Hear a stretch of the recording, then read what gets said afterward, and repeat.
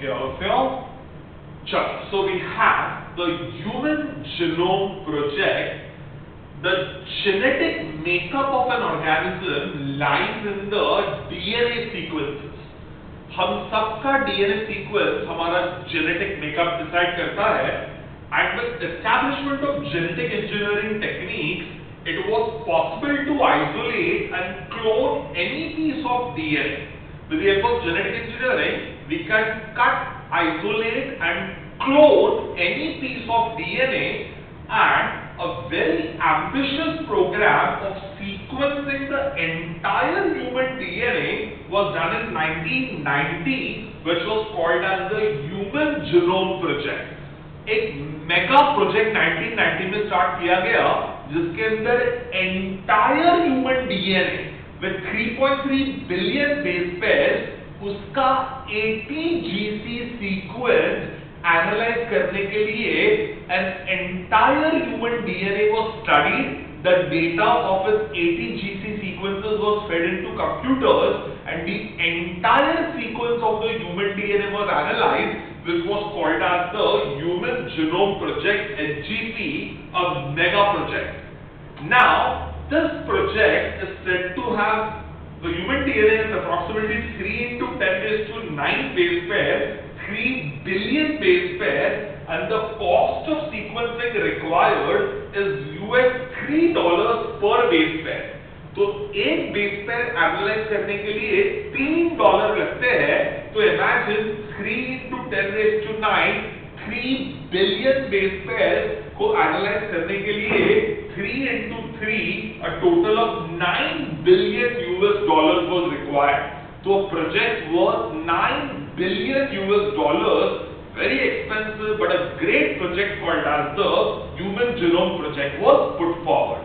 And sir, can you write down the 80 GC sequence in books? So books के अंदर क्या लिख सकते हैं? It would take thousands of books with thousands and thousands of pages to write down the 80 GC sequence. तो इसलिए rather than this, supercomputers were used, and a very powerful supercomputer called as the Deep Blue was used, and उसके अंदर we started high-speed computational devising for data storage, retrieval and analysis. Data store करने के लिए, retrieve करने के लिए और analyze करने के लिए high-speed computers were used, and the Deep Blue was a very good computer, and a new area in biology called as bioinformatics started. So a new era of biology called as bioinformatics, जिसके अंदर दो special languages use की गई, Perl and Python. Now they're not given in your books, but you may remember Perl and Python were two languages created for sequencing the ATGC sequence. So this was Perl and Python language, and bioinformatics was put forward. What are the goals of the Human Genome Project? To identify approximately 25,000 to 30,000 genes in the human DNA. Entire human DNA के अंदर 25,000 से 30,000 gene को identify करना, determine the sequences of 3 billion chemical base pairs that make up the entire DNA, find out about the 3.3 billion chemical base pairs, store the information in databases, improve tools for data analysis. तो database बना के store करो, improve tools for analysis of the DNA, and transfer the technology to sectors like industries. तो उसे jubilant बनाना है, human insulin बनाना है, तो ऐसी industries में technique put forward करो, address the ethical, legal and social issues that may arise from the project. तो जितने भी ethical issues है, social issues है, legal issues है, LC कहते हैं उसे, that was being done. The Human Genome Project was a 13-year project coordinated by the US Department of Energy and the National Institute of Health. So the US Department of Energy and National Institute of Health started it in 1990 as a 13-year-old project, and a lot of contributions came into the project from the Wellcome Trust, which was UK based, and contributions also came from Japan, France, Germany, China and other countries, and the project was completed in the year 2003. So 1990 the project started, 2003 में ये project complete किया गया. What did they do in the project? So after the project was over, knowledge about effects of DNA variation can lead to revolutionary new ways to diagnose, treat and someday prevent thousands of genetic disorders that affect human beings. And the genetic disorders के लिए Human Genome Project was excellent. And we can apply the Human Genome Project in healthcare, agriculture, energy production, environmental remediation, environmental engineering के लिए use किया जा सकता है. And many non-human models such as bacteria, yeast, Ceranobacter elegans, which is a non-pathogenic nematode, Drosophila the fruit fly, plants like rice, basmati rice, etc. सबके DNA analyse किए गए हैं बैक्टीरिया के, वर्म्स के, इंसेक्ट के, फ्लाइज के, Drosophila के, basmati rice के, एंड सबके DNA सीक्वेंसेस को एनालाइज करके उसका इंफॉर्मेशन कंप्यूटर्स में फीड किया गया है. So we have DNA databases of many living organisms, and there are two methods in the DNA Human Genome Project. One approach focused on identifying all the genes that expressed as RNA, referred to as express sequence tags (EST). तो एक technique थी कि पूरा DNA के अंदर only 2% is useful, that is the genetic DNA, 98% is junk. Then the information of only genes was gathered.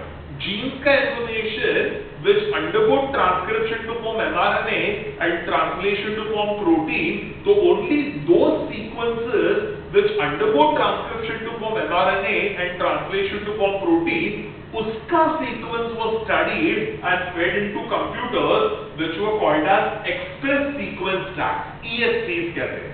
तो उसे express sequence tagging कहा गया. And another technique was a blind approach of simply sequencing the whole set of the genome that contained coding as well as non-coding sequences, and then assigning different regions in the sequences function called as sequence annotation.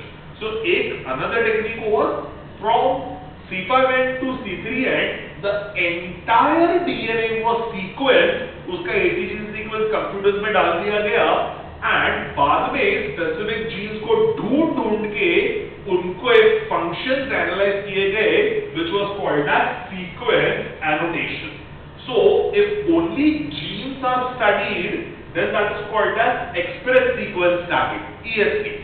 And if the entire DNA is studied and specific functions were assigned to genes, then that is called as sequence annotation.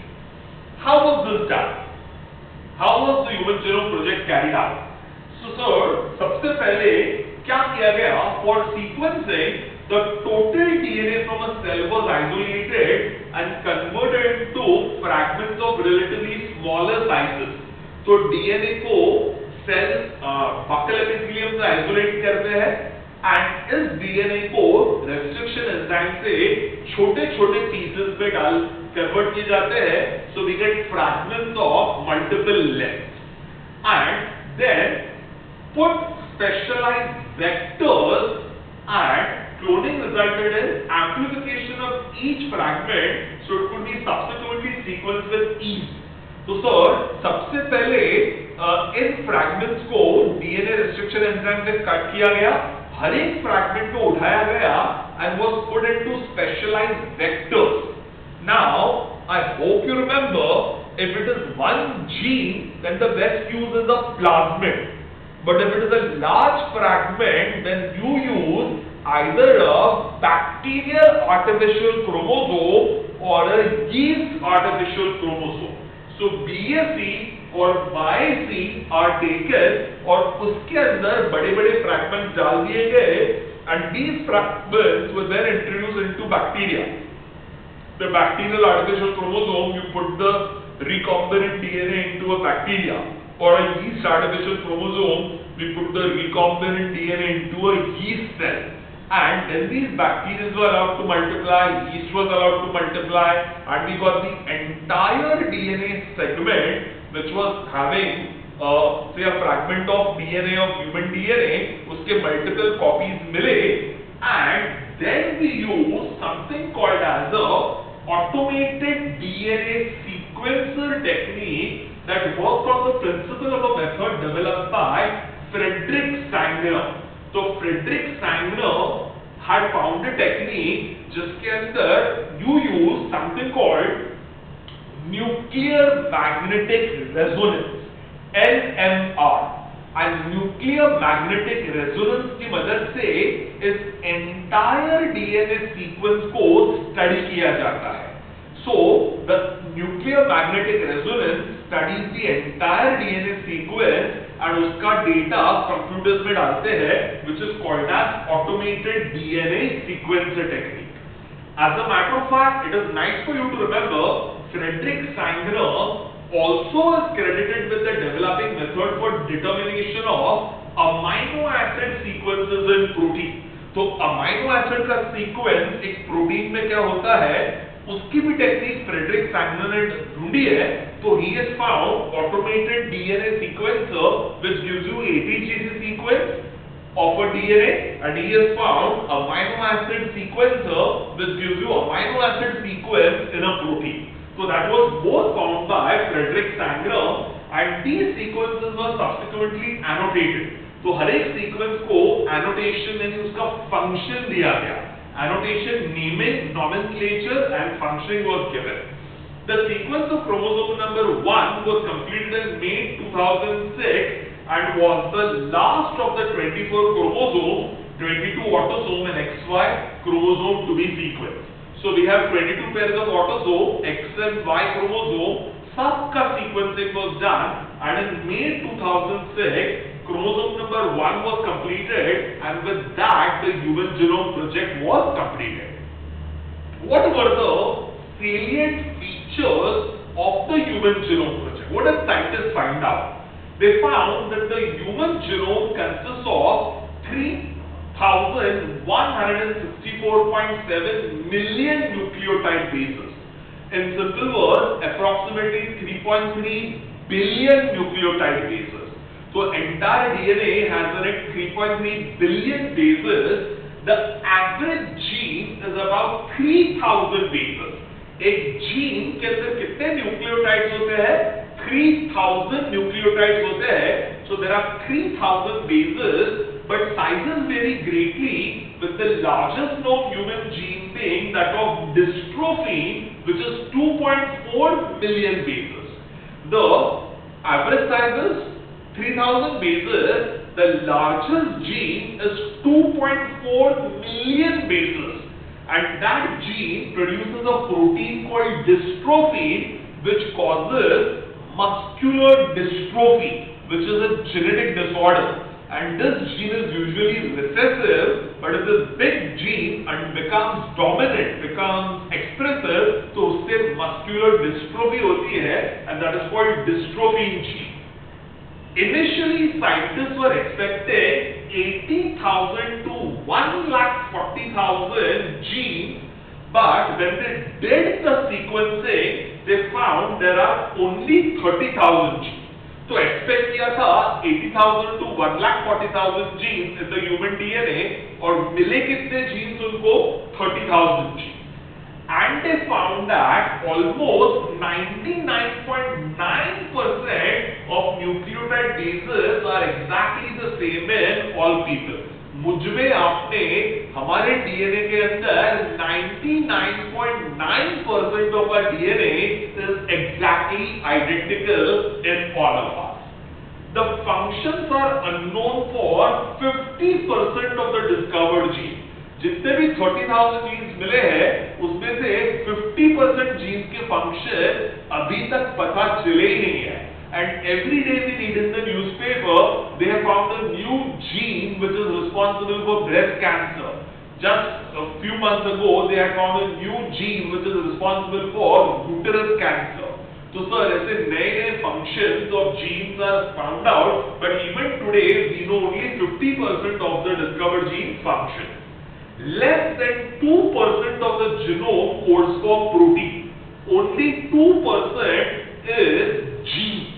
98% is junk. So 2% is the one which codes for proteins, is the genetic DNA. 98% is the junk DNA. And repeated sequences make up large portions of the human genome, and these repeated sequences which we have just found out are called as VNTR, variable number of tandem repeats, also called as satellite DNA. They constitute 50% of our junk DNA. 50% of our junk DNA is VNTR, variable number of tandem repeats. And chromosome number 1 has the most genes, 2968 genes, and Y chromosome has the lowest number of genes, 231 genes. So सबसे ज्यादा gene कौन से chromosome में है? Chromosome number 1 जिसमें 2968 genes है, and Y chromosome has the least number of genes, 231 genes. And scientists have identified 1.4 million locations where single base pair differences occur, which are called as single nucleotide polymorphism, pronounced as SNPs, occurring in humans. तो sir हम सबके अंदर 99.9% DNA similarity है, लेकिन हमारे अंदर एक nucleotide अगर बदल जाता है, just one nucleotide either undergoes inversion or undergoes translocation, yeah, something happens between these nucleotides, they exchange their position, and those are called as single nucleotide polymorphisms, and there are 1.4 million such single nucleotide polymorphisms which make all of us uniquely different from each other. Otherwise, we are 99.9% similar.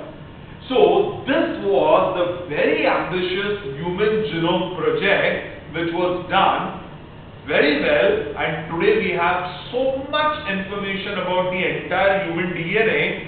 Next session, we will find out how gene therapy is now being used for curing of diseases now that the human genome project has been successfully carried out. So, good. So, today we have understood DNA fingerprinting and the human genome project, both of them extremely important topics. Now, I have taught you this in genetic engineering chapter, but in your NCERT, it is given behind molecular basis of genetics, that is the chapter genetics that we have done. So, sir, in the NCERT, read both these topics from the chapter of molecular basis of inheritance. Okay? Chalo, take care. God bless you. See you all soon.